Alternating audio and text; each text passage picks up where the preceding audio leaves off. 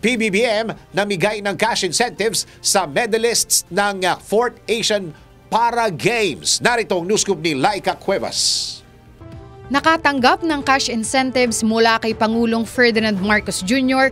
ang mga atletang humakot ng medalya sa 4th Asian Para Games na ginanap sa Hangzhou, China noong nakaraang taon. Matatandaang sa naturang paligsahan, humakot ng 19 na medalya ang Pilipinong para-athletes. 10 sa mga medalyang ito ang gold, 4 na silver at 5 bronze. Pinagkalooban ng 1 million pesos ang mga atletang nanalo ng gold medal, 500,000 pesos sa silver at 200,000 pesos sa bronze. Sa kabuuan, namahagi ang Office of the President ng 13.45 million pesos sa mga atleta. Karagdagan ito sa mga insentibong ibinibigay sa ilalim ng Republic Act No. 10699 o National Athletes and Coaches Benefits and Incentives Act. Ayon kay Pangulong Marcos, tunay na may pagmamalaki ang para-athletes na patuloy na nagbibigay ng inspirasyon sa bansa.